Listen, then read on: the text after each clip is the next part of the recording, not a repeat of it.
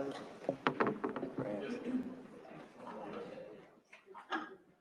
Hello.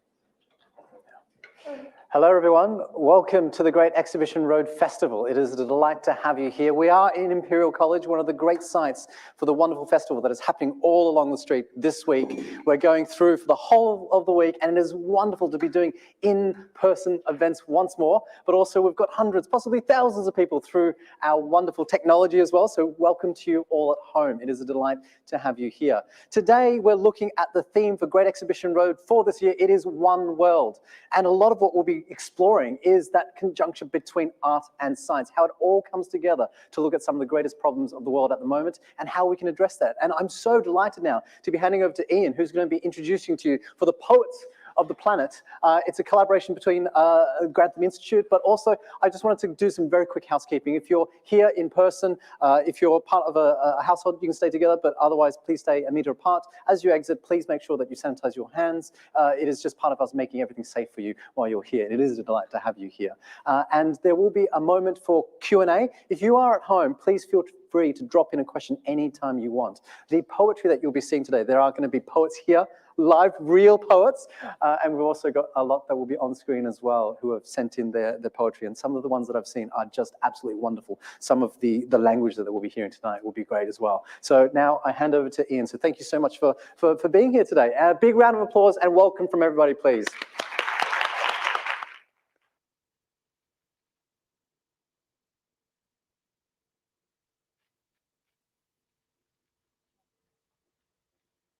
Members of Poets for the Planet.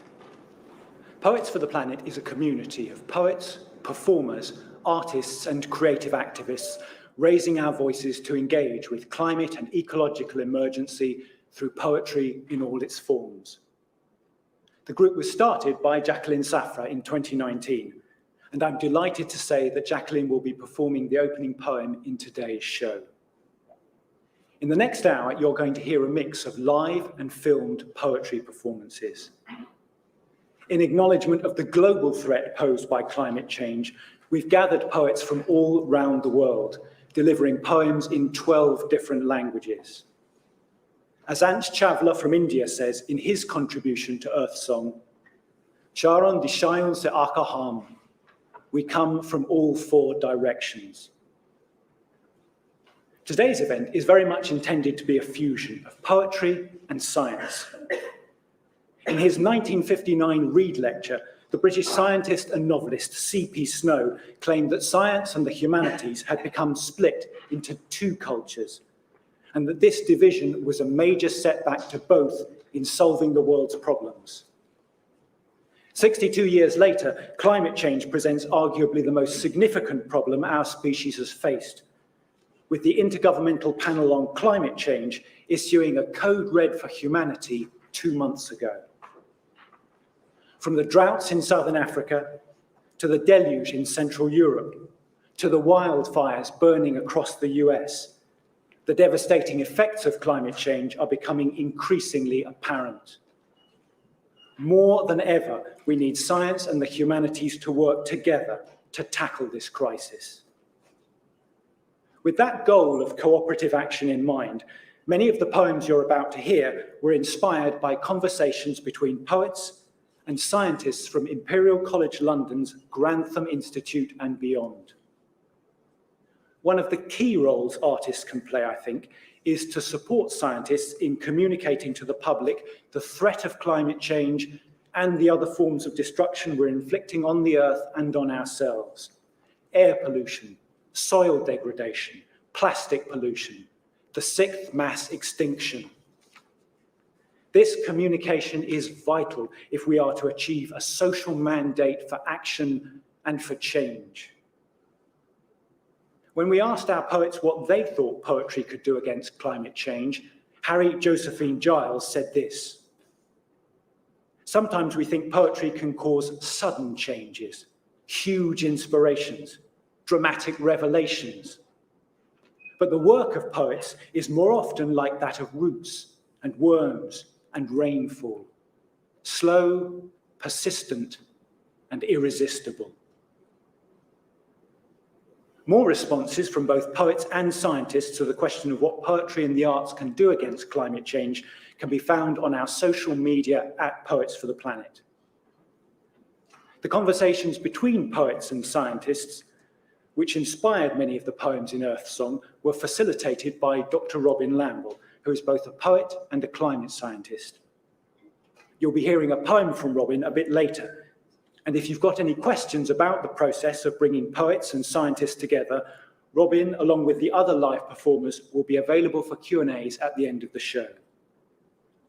Following today's event, Poets for the Planet will be performing again on the 1st of November at COP26, the United Nations Climate Change Conference in Glasgow. Tickets for this performance will be available on the government website ukcop26.org. I'd now like to welcome Jacqueline Safra to perform the first poem of Earthsong.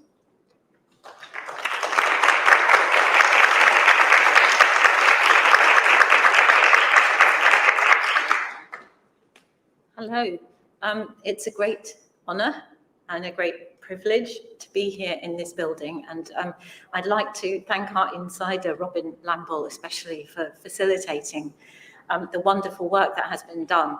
I'm merely one of the poets on this project. I didn't actually have anything to do with developing it, so it's a special honour to be here.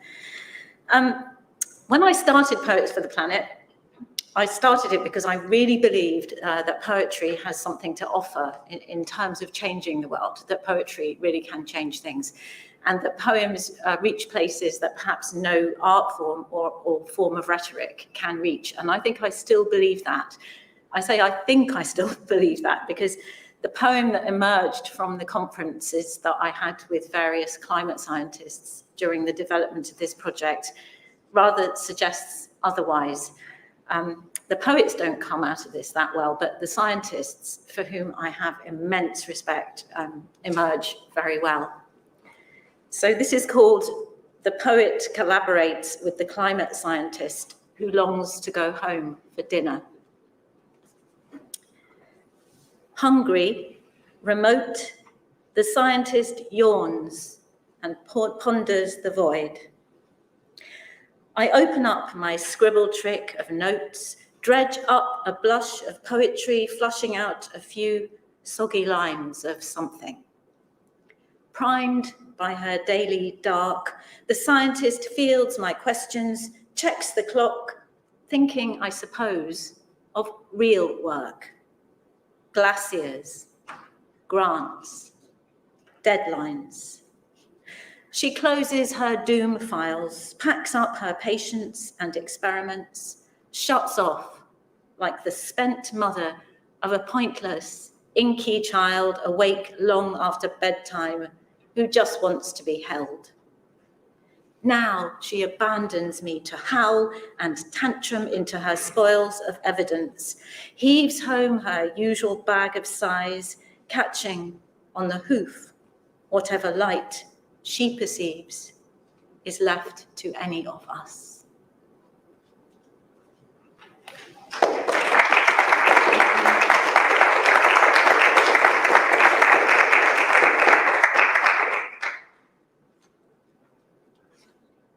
Hi, I'm Harry Josephine Giles, and this is a poem called Red Art, which means clean, sought, or free, or rebuke. It's written in Scots, which is one of the languages of Scotland, and it's 26 lines long, and it goes something like this. Red Art. Solon stabbing into facialist chapel. Cellar smout burling of the Ben Bank at Cage. Ballpoint skiting off the conference table. Good words ration out the Orpheum mulls. Poets chirken for the social market, inches curling for the bun-sucking press, bun lippering the acheless lairdskip, iceberg coffin for the crying fee. Fashion diving in the Glen-Steakin pipeline, navvy fleeing for the Blackwater War, Aldlight Benison and Silicon Crystal contract howking up the Cobalt Scar.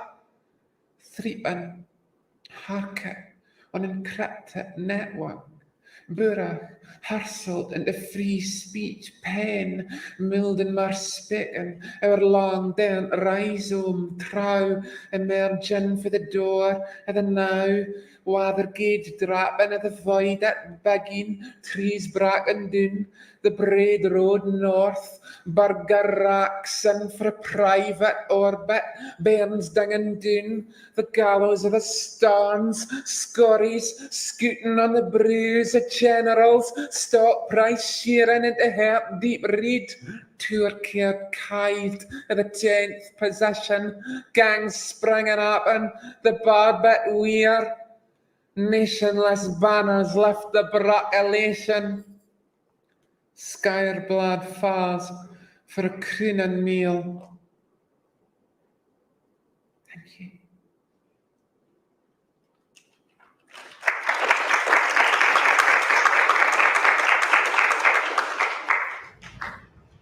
時間保留，我們何時最終明白時間？我們真的現在了解時間嗎？星體、季節，16世紀無人理會時間準確與否，無事甚急，萬事俱略。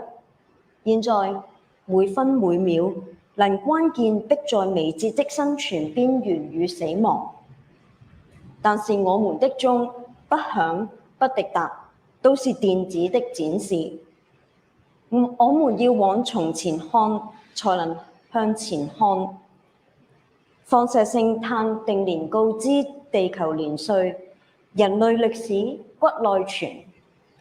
聽說將有一個新時鐘計量文明，一滴答21年。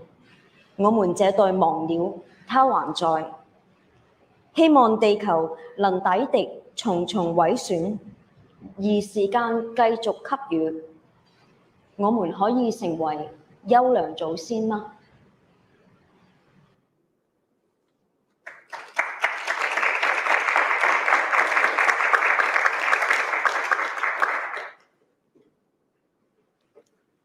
？Hi, I'm Ian McLaughlin, and this poem is called Heat.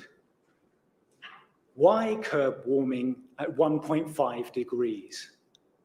A warmer world will surely not hurt us. The risk cascades brings countries to their knees.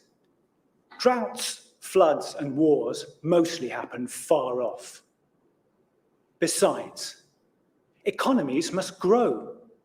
They turn on profit. Let foreign soil become dust. Should the South flee here in their millions, we'll make a mint from surveillance and walls. All winter, below ground, roots hiss and burn. Bones rake shorelines. Like fireflies, cinders swarm round closer towns, closer homes. On the news, blackened shells of rooms, an old man who cries. Still we toil on our rigs in the red haze, like captives who thirst for an end to days.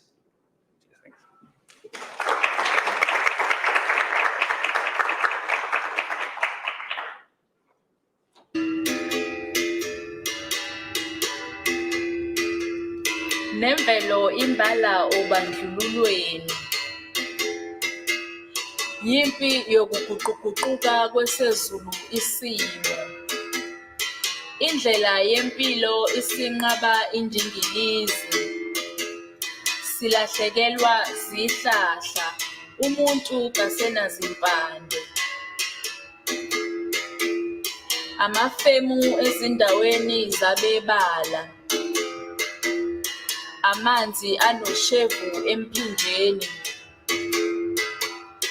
angukufa emzimbeni.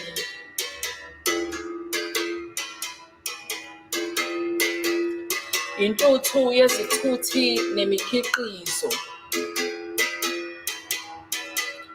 umoya ongalungile emakhaleni,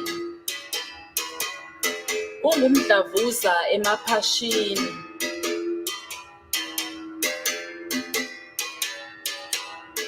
ufinyeza ubuchopho. Lolo-ke ukhwantalala emqondweni.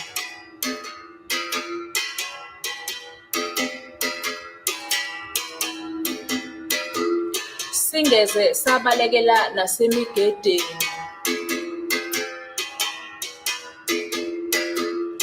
umsoco welanga siphila ngawo.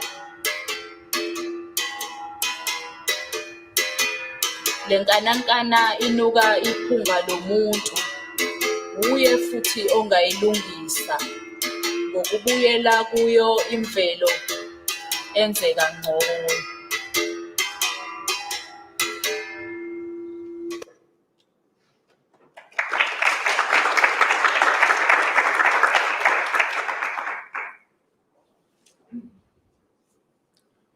J'attends ma fille sous un prunier, un banc juste à côté d'une école. En face, dans quelques herbes folles, se penche un jardinier. La rose doit lui être cruelle quand elle s'amuse avec éclat de ces fiers et vieux coups de truelle que la ville à un trottoir de là ne veut plus voir. Au mur étincelle une fissure, elle suffira. Même au souffle gris des trois rats, la graine ouvre ses vertes et frêles ailes au miel d'un ciel qui lui tend les bras. Sous les zébras, la rue se craquelle. La ville a besoin de friches, de territoires à l'abandon, pour se rappeler que le béton, aussi profond que le poing le fiche, ne tient que sur un tas de lombriques qui se moquent éperdument des loyers posés sur le ciment, des grands titres plaqués aux briques. Une brève coupure électrique, le sapiens s'en redescend à pattes de sa tour d'argent sans compter le fric. Reste un cœur qui bat le sang face à la nuit immense et féerique. Ville en friche, ville en fer, ville en vide, pour se rafraîchir les idées, loin du cri des publicités et des chiffres filant sans bride. Dans le rush des embouteillages, dans les transports au soupir moribond, on aperçoit parfois près d'un pont un hirsute bout de vie sauvage, un carré de ronce qui répond à l'hégémonie du béton qui survivra avec la rage de ces fleurs que les roues des camions ont laissées au désert des étages. Les rosées de l'aube lui suffiront. Voici le singe devant l'exploit de tendre main à l'indomptable, aux gouttes d'eau, aux grains de sable, à l'heure même où se déploie au cliquetis des claviers l'appel d'une mnémosine globalisée par téraoctets, Champs-Élysées, des psalmodies perdus de Babel. Mais l'homme n'est pas l'universel, pas le seul magicien du trajet. Si la racine ne sait marcher, elle n'en porte pas moins nouvelle. Quand la ville saura partager la terre et le ciel, elle gagnera lumière. Rire d'enfants, éclat de vent, bruit de pierre, théâtre d'ombre fine à fleurs de pleine lune, mélopée d'herbes brunes aux danses félines, bruissement de collines sous néon qui s'allument, douceur offerte au spleen des butineurs du bitume. La ville a besoin d'espace vert un monde profond où les costumes se défont sous les saisons qui se déversent, d'un accès direct à cette terre qui n'importe pas qu'aux jardiniers, pas qu'aux géants d'un secteur minier qui se verrait bien propriétaire d'une galaxie tout entière. Un fruit vient de tomber à mes pieds, passe un plastique estampillé hyper, au mur derrière du lierre grimpe. Nous courons tous sur un mystère. J'attends ma fille sous un prunier.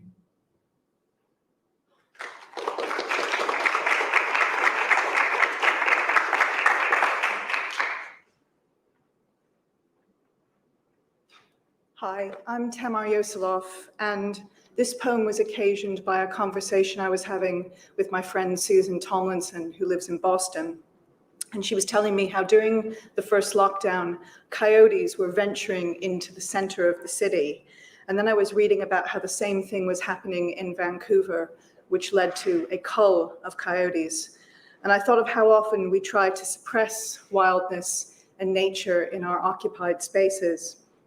And then I was reminded of the artist Joseph Beuys, who staged a performance in the 70s entitled I Like America, and America Likes Me, where he caged himself for several days with a live coyote as a protest against the Vietnam War, and he believed the coyote to be a symbol of the free American spirit. Coyote in the suburbs. Once an artist caged himself with one of their kind. At first, they circled each other, pressing limbs into corners, backs into wire, discovering the shape of confinement. The coyote was not tamed, but came to know the artist as skin and blood, understood how each movement was a kind of reckoning, prisoners together. The artist was making a stand against a foreign war, a nation cleaved by boundaries. The coyote was its own stand, stubborn wildness, defying what we suppress. We retreat to aircon rooms while they advance into yards, our swing sets, antique chairs fenced by clipped privet, too neat to hold their jittery bones. We want to venture to the edge, into uncharted lands, reach out our hands as the artist did, touch coarse fur. Thank you.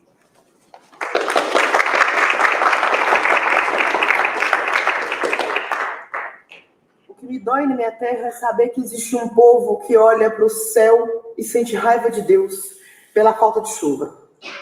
Ver os bichos morrendo a céu aberto ao lado das covas que fizeram para enterrar as crianças e sente que é como se o planeta odiasse as pessoas.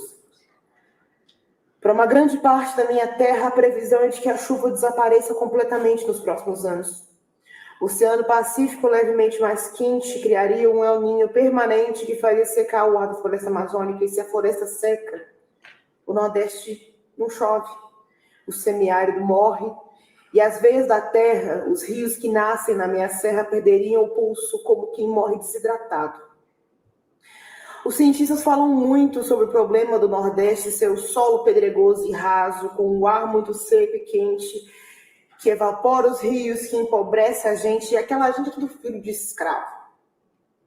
Alforriados, gente que só tem nas mãos a Lei Áurea em pleno século XXI, sem acesso à educação, comida, saúde, nada, morrem-se de fome, de malária, de dengue, de tristeza e de tudo mais que eles tentam fazer e são diminuídos, então lá também se morre de indignação. O Brasil é discutido em muitas mesas como se fosse uma terra sem gente, uma floresta importante ali, um sudeste rico ali, um nordeste para se explorar ali, enfim. O que mais me dói é que a informação não chega nas vidas secas, que seguem olhando para o céu com raiva de Deus, sem saber que foram os ricos que não deixam chover, sem saber que o sangue dos nativos derramado no solo da mata pela mão dos madeireiros e do agronegócio tem mais a ver com a seca do que com o calor, do que o próprio Oceano Pacífico. O que me dói na minha terra é que dizem que a culpa é nossa. Culpam um cidadão comum até ele aprender a fugir do assunto para não sentir culpa. O que me dói na minha terra é que o lixo não é reciclado porque o governo não acha importante, a Amazônia está sumindo porque o governo não acha importante, o povo nativo está morrendo porque o governo não acha importante, a consequência das mudanças climáticas nos corpos das pessoas é ignorada porque o governo não acha importante, e nessa cena de nada importar, se cria um cidadão que não considera o planeta importante, ao lado do cidadão que olha para o céu com raiva de Deus por sentir que a própria vida então não deve ser importante. E de uns tempos para cá, já não venta em agosto, já não chove fim de ano. Em julho tem geado, dezembro o calor mata muita gente, algumas frutas já não têm época para produzir. Tem pouca gente preocupada com o sumiço dos insetos, arrancaram a floresta para produzir comida para a Europa, enquanto aqui se morre, além de tudo, pela fome. O que me dói na minha terra é que meu povo não entende, porque o nosso direito de entender foi tirado em 1500 por Cabral, e de lá para cá trocamos o entender pelo engolir.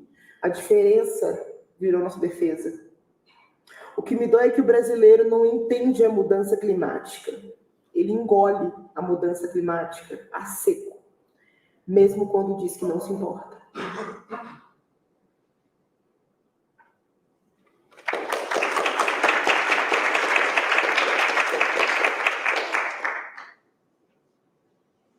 Mudar.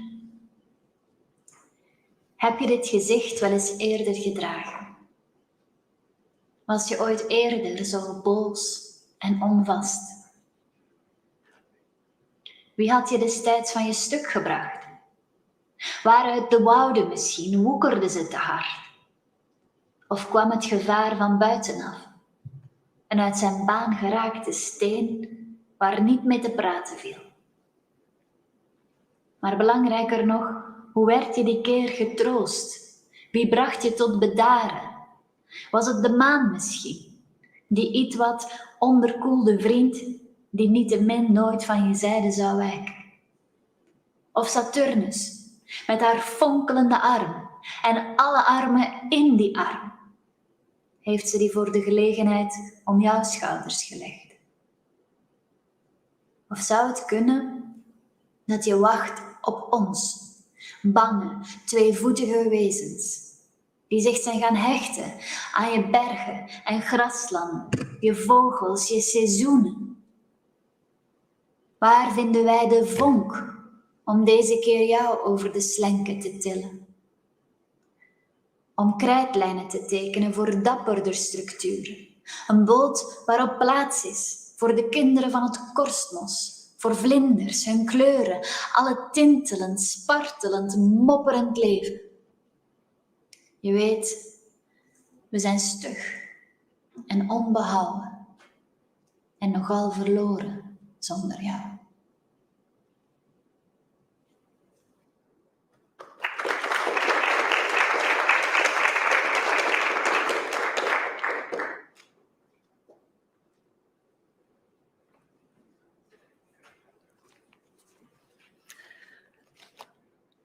Marhaba, Anna Saida Beacom.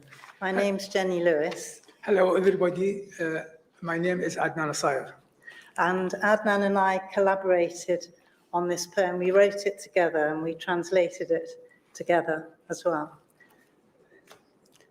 The shadow. Al-Dhillu.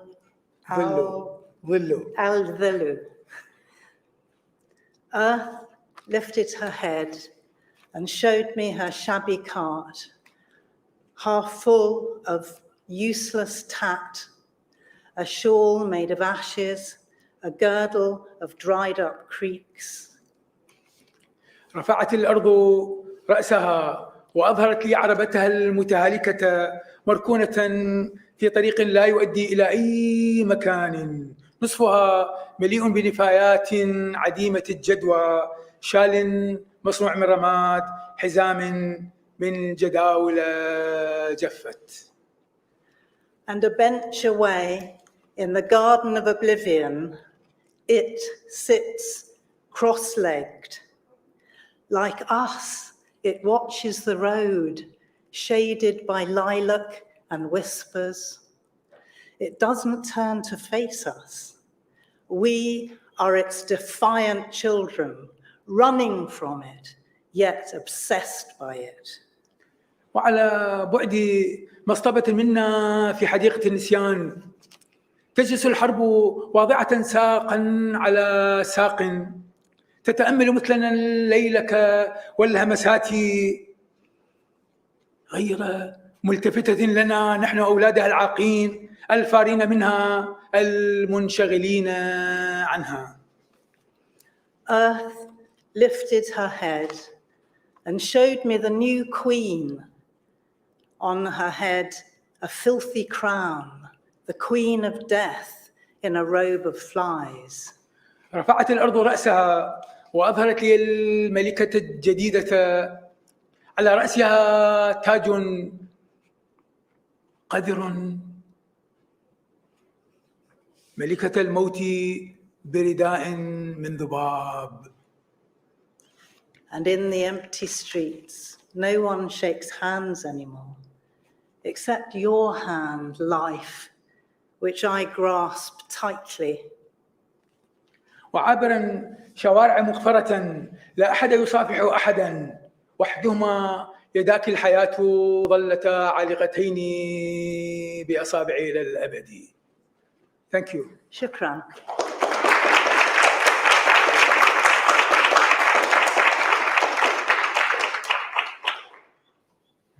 Hi, this is Marvin Thompson reading a poem for 3 voices called The Legend of Yolo, the Wye Valley Chicken Farmer. Nah, he became a violent drunk due to the voles. Foals, otters, kingfishers, dippers, and crows that crawled and flew through his walls, nights dark as coal. He chucked gin in the crown in his house coat. After mornings scrubbing bird crap from his carpets. Ironic, his free-range chicken manure leached into the mouths of the wise loach and roach and wild swimmers, the phosphates, kidney killers. You're 3/4 correct. The excess phosphates he absorbed from swims unsettled his psyche. Not ghost voles. You're both wrong. His daughter drowned in the great flash floods of 2028. After that, each dawn he downed rum and coffee. Local chicken's cheap. The wine choked with algae.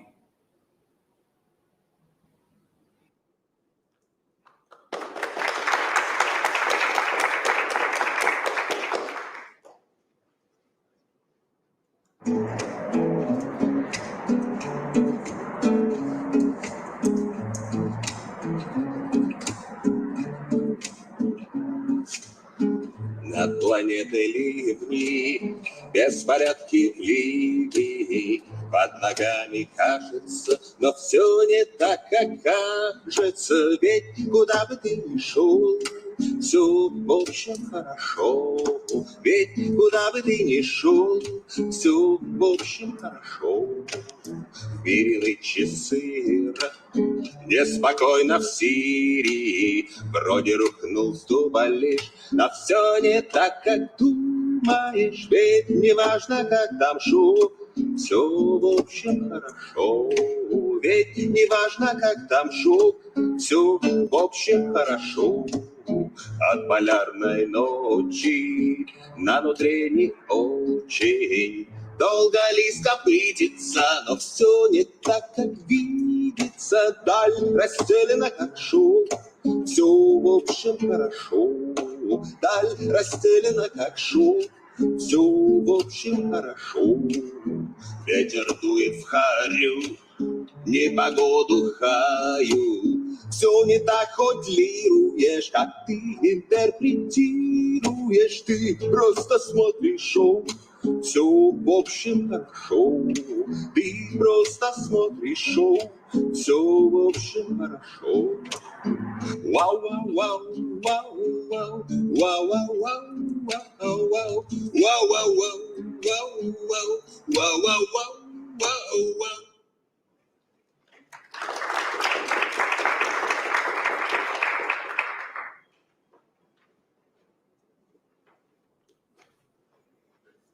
Safety in numbers. Scientists turn their compound eyes, collect, evaluate, analyze, report the ways things might change if we did more here, took less there. But come the season, we spread our feathers like restless migratory birds, hungry and unsettled for Mallorca and the Azores, home in on Tasmania and India, or chase the last bits of exotic snow to fly across on legs powerful and sure as eagle's wings. We will not give up a single pleasure for the wonders of speed. The effortless lift into the air confirms we were here, we were not there.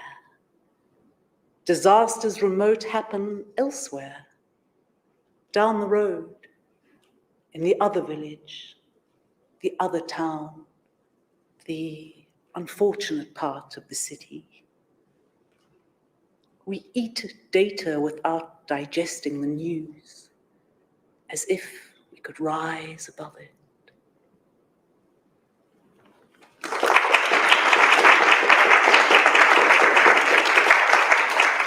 नमस्कार, मैं अंश चावला भारत से। प्रस्तुत है मेरी कविता। आज धरती पर मचा हाहाकार, हो रहा इंसानी अतिक्रमण। आंखें मूंद चुप बैठा संसार, झेल रहा जलवायु परिवर्तन।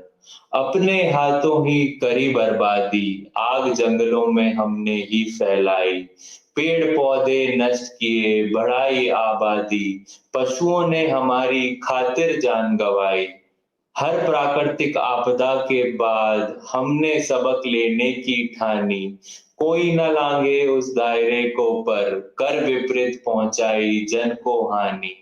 हर कदम पर रहता है साथ, कितना जरूरी वैज्ञानिक हाथ। उसने दी इतनी सारी सौगात, फिर भी न मानते उसकी बात। अब समय है हम सच में हाथ मिलाएं, हम एकजुट होकर ये नाव चलाएं। कि अब है कांटा लाल निशान के पार, अब तो होश में आए, विज्ञान का साथ निभाएं। वक्त है हम खुद का छोड़ पीढ़ियों का सोचें, कर्तव्य समझें अपना और ना स्वीकार करें कोई व्यवसायी जो ना उठाए कदम इस दिशा की ओर। आओ सुने कुछ किस्से ऐसे हम, पृथ्वी को बचाने उठें देखें किसके कदम। कविता की अंतिम कड़ी है जरूरी, बताएगी ये कितना होता है एकता में दम। बहुगुणा ने चिपको था लाया, वन संरक्षण का नारा था गाया। रखी ऐसी नींव लोगों संग मिलकर, फिर हर पर्यावरण सेवी ने परचम लहराया। नारी शक्ति हर क्षेत्र में है प्रबल, चाहे हो वो बेहिचक देना बलिदान। 363 बिश्नोई महिलाओं ने खिचड़ी को था बचाया देकर अपनी जान। ग्रेटा ने बच्चों को कर एकजुट, ठानी दुनिया से टकराने की। चलाई मुहिम घर से निकलकर, नई पीढ़ी ने धरा को बचाने की। ऐसे कितने लोग हमारे बीच जो चाहते हैं बदलना आने वाला कल। जलवायु परिवर्तन को कसने लगाम, देना है हमको उनका साथ, करना है उनको सफल। लेकर सीख आपदाओं से, प्रेरणा ऐसे किस्सों से और विज्ञान से शिक्षा, अब चलना है एक दूसरे की ओर। नहीं होने देना है इरादों का पतन। चारों दिशाओं से आकर हम नए क्षितिज पर मिलकर थामेंगे जलवायु परिवर्तन, थामेंगे जलवायु परिवर्तन। धन्यवाद।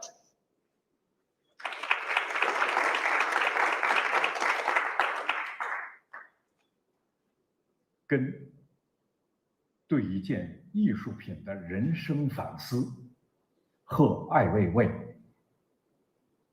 一，这是命啊，被刨出、裸露、暴晒、烤干，铸成铁，日夜低吼的铁，皱着反向流动。掉出身躯的骨骼，攥紧看不见的肉体，起点奇形怪状，那五指向下拉你，跟踪青铜边中紧贴死者的嗡嗡作响，从地下凿刻到地上，木头阴唇继续开裂，木头子宫口鬼魂逡巡。终点奇形怪状，回头才看见假的季节，假的花瓣，假轮回。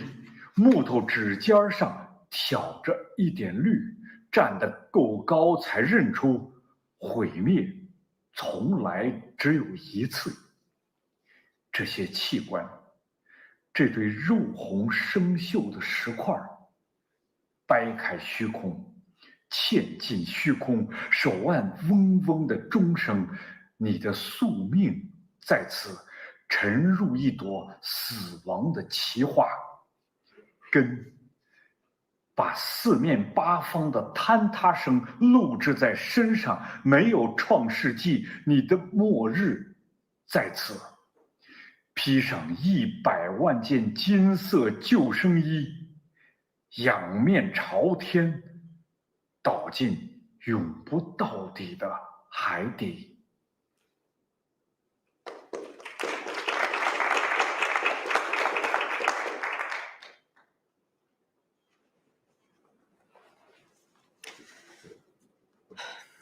This poem is not as good as it could be. I wrote it in London, mostly a fine city, but high in fine particles, startling my lungs, causing coughing. The dust coats my throat and my tongue becomes clotted. The gunk makes my blood a neurotic concoction. Words aren't steampunk machines. They need clean air to steep. All this soot places strains on the substance exchange, the barriers between my blood and my brain. So apologies if this poem's ingrained with cancerous cliches. My mind is inflamed. Tell me, why aren't more laws in place? Our politicians are not as good as they could be. On days with more haze, we find that the quality of their speeches measurably decreases. Like us, their minds get encrusted by grime. They lose focus on voters. They talk about crime prevention, but a simple step they don't take is reducing pollution, which study shows makes an enormous improvement in impulse control and a daily reduction in violent assault. If politicians won't listen, who's breaking the mold? Our children are not as smart as they could be, and high air pollution inflicts ADHD, but IQ's improved since we de-leaded fuel. Kids see what we don't, so they know what to do. They want inspiration. We give them dark smoke, the asthmatic process of progress too slow. Nonetheless, witness how brightly they rage at the issues where adults will barely engage. Inexhaustible energy to make real the possible, lifting the brain fog of burnt-up old fossil fuels. Thank you.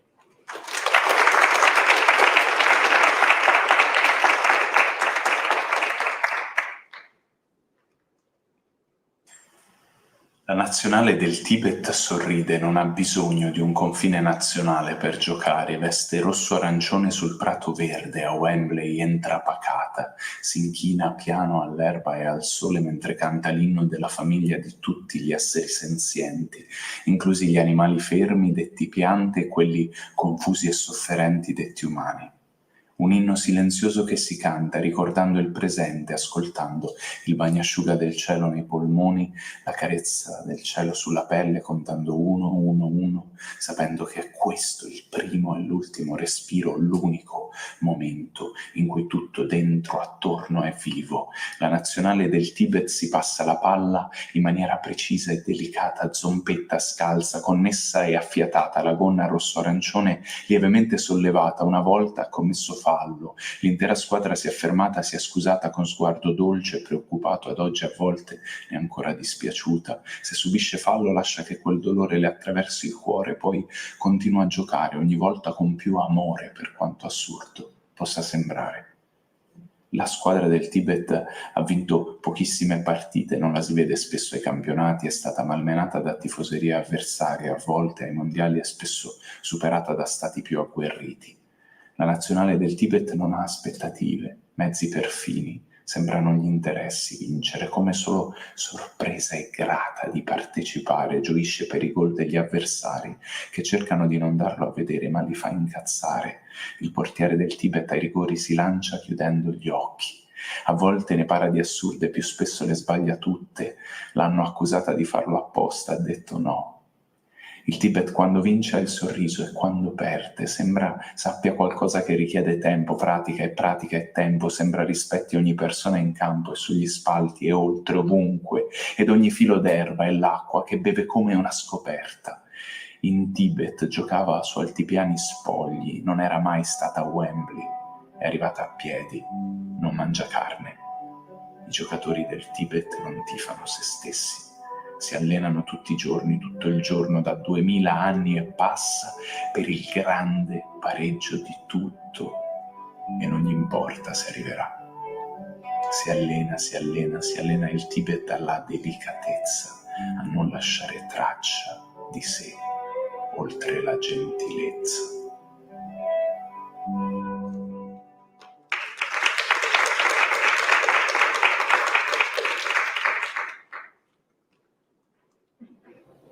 Casi no quedaba nadie en la ciudad pesquera. Los reportes advertían que las provincias de la costa no estaban preparadas para ser invadidas por una especie extranjera. Se había intentado todo para controlar la población de gaviotas patiamarillas, cazarlas con halcones, ahuyentarlas con ultrasonido, untar los huevos con aceite para sofocar a los polluelos. Nada había sido suficiente. Hoy han colonizado incluso la capital, donde pueden ser vistas en los basureros escarbando junto a zamuros, vagabundos y recolectores. Cuando vuelan sobre la costa de noche, iluminadas desde abajo por las luces de los hoteles, parecen trozos de papel descartado lanzados al viento. Si me encontrara con alguna de ellas enredada en un amasijo de nylon, con el ala cubierta de anzuelos, el salvavidas seguramente me prohibiría liberarla. Pero esa tarde apareció en la playa una mujer que mantuvo protegida a la joven gaviota mientras yo regresaba con un alicate. El veloz pico mordiéndonos una y otra vez, la carne desgarrándose, haciéndose de arena. Un pescador grababa todo desde su lancha con un celular. Intentamos pedirle ayuda, pero en lugar de voz teníamos un graznido discordante. Esa misma noche, a pesar de las alarmas que sonaban por los altavoces públicos, decidimos quedarnos en la ciudad tomada. Éramos una sombra sobrevolando el agua, nuestros dedos como plumas disolviéndose en la corriente, cuerpos deshechos y expectantes buscando habitar una zona impura, lejos de nosotros.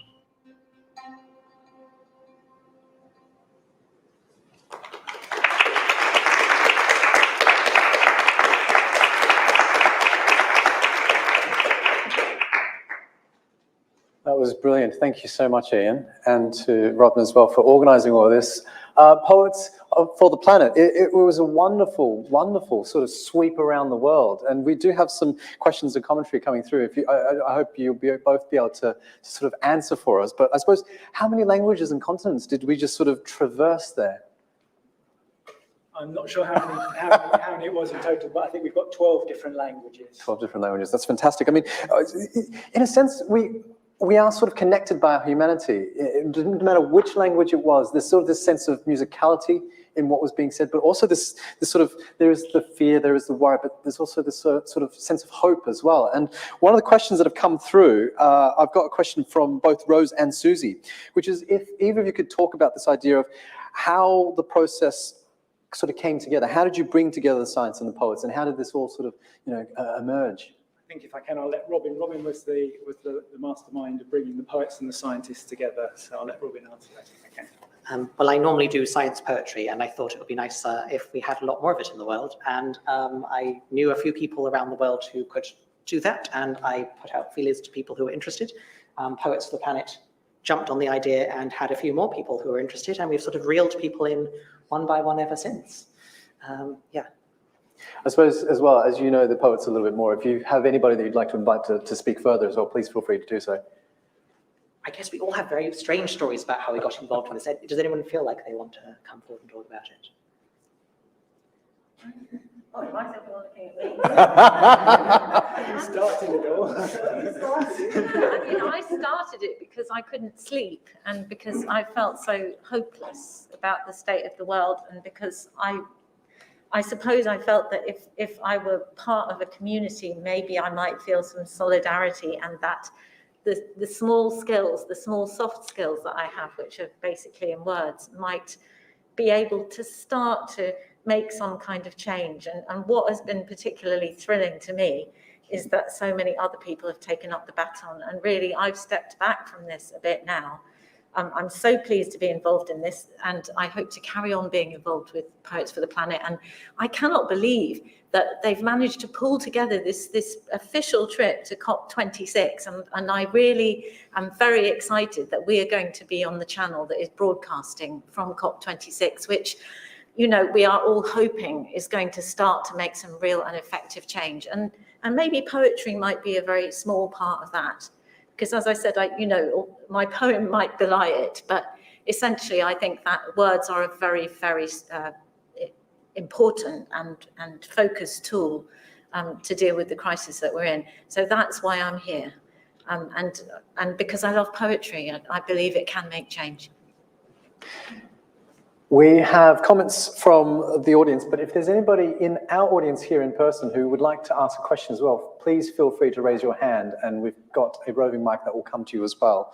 But if I could just read some of the comments that have been coming through online. I think there's just been a lot of people moved by what they've seen. So Rose has said, this is great work by all of you. It's very innovative. Palik has said, such goosebumps. We've got a comment from Susie, who asked us the question earlier as well, sort of saying, these are very powerful poems, so powerful and so moving to hear, and to hear it in such a range of different languages as well. And then from Fiona, it's a very simple, fantastic. So I wanted to maybe just carry on that conversation. If anybody would like to comment on that idea of the power of poetry to make political change. This idea that, you know, these emotive words can actually lead to change. Please. So in one of our sessions with one of the scientists, they were talking about a project that they had done with school children. And they were trying to get school children to imagine a future. And we started talking about imagination and creativity as this bridge towards a future. So, I mean, we all know that many of us have these responses to the kind of data that we're seeing, but I think we're kind of caught between governments making big decisions and people changing their behaviors.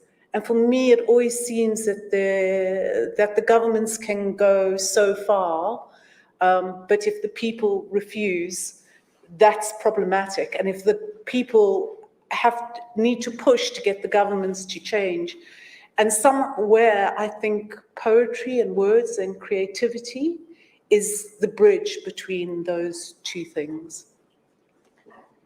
Could I perhaps invite you to think about that idea of poetry as a bridge, but in this case, it's a bridge between languages as well. You're bringing two different languages together with a similar intent. Yes. Adnan. I think it's really important. Everything Adnan and I do is in English and Arabic, although Adnan speaks a lot more English than I speak Arabic. But we've worked together for 7 years, and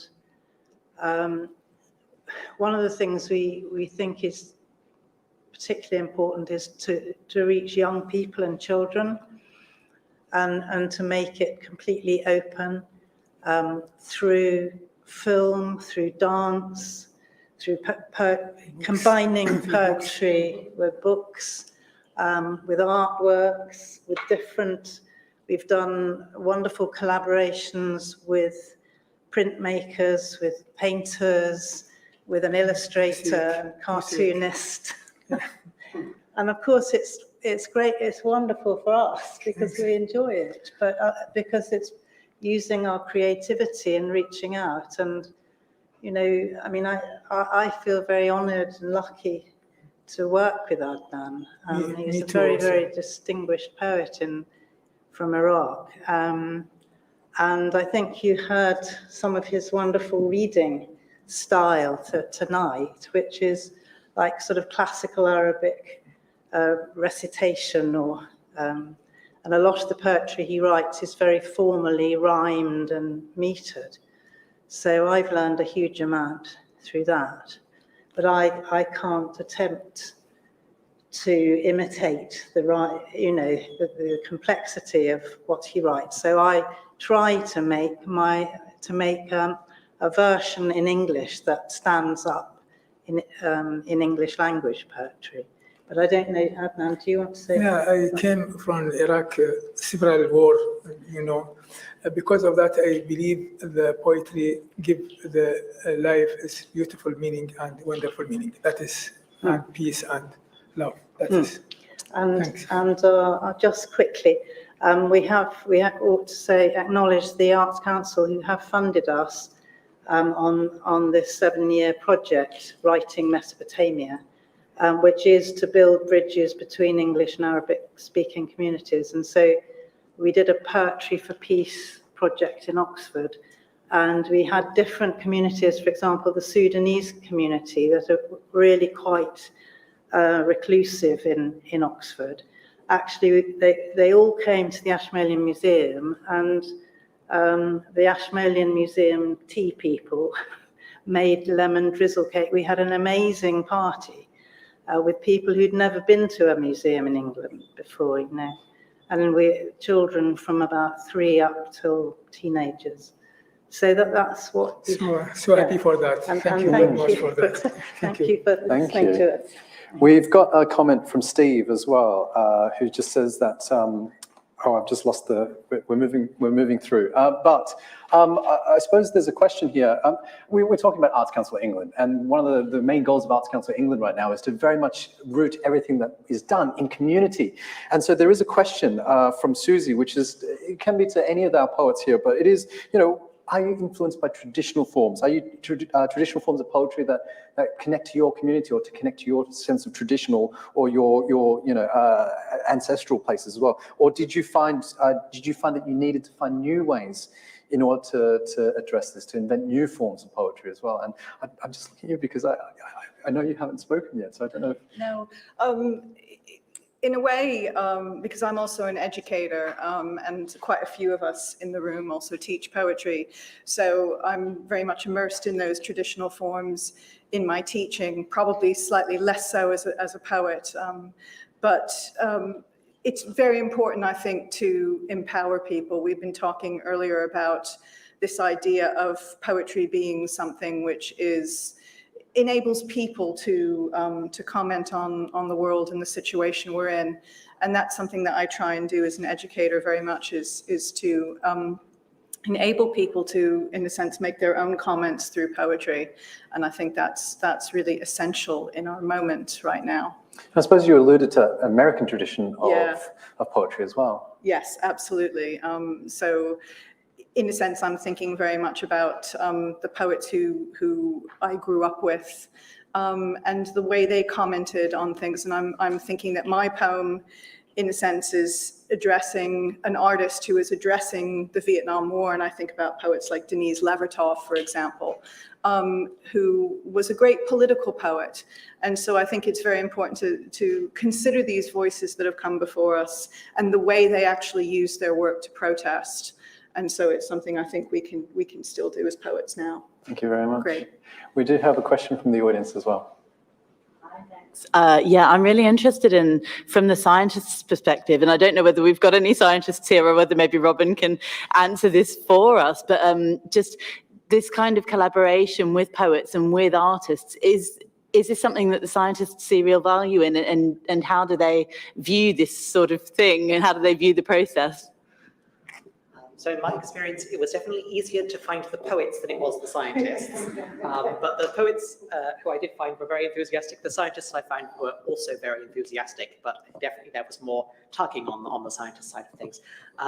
So my supervisor, Yuri Rogel, who was one of the people that the scientists the poets did speak to, was talking a lot very enthusiastically about this. I don't know if people want to talk about that, but the idea of the importance of the imagination is exciting.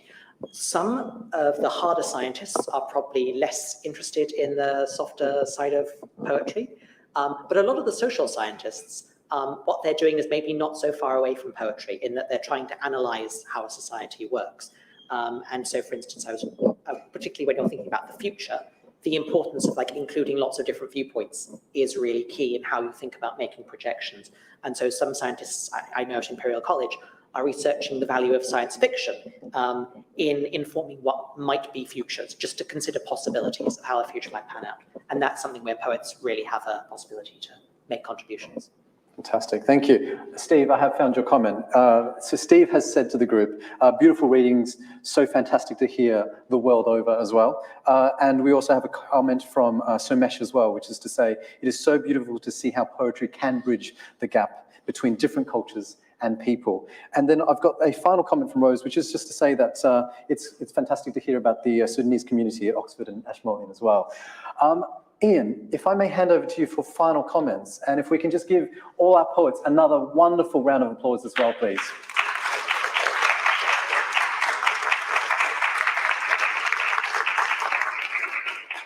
Yeah, I'd just like to end by thanking all of our poets and contributing scientists.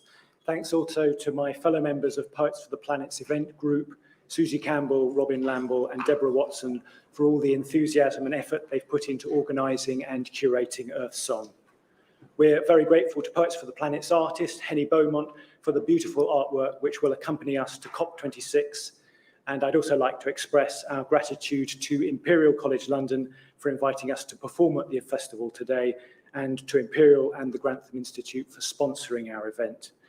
You can follow Poets for the Planet on social media at Poets for the Planet, and a reminder to take a look at the government's website, ukcop26.org, for a whole host of climate-related events, including our own, which will be happening in Glasgow in November. You might also check out climatefringe.org, which is a platform for all of civil society to share events and connect around climate change and COP26. Thank you for coming to Earthsong.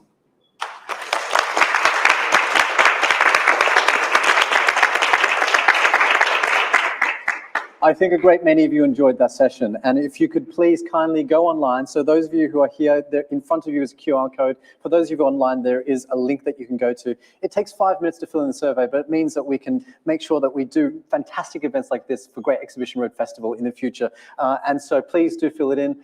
Put as many stars as you can, as many stars as there are in the universe. Again, thank you so much to our poets. Thank you so much to the team here. Thank you.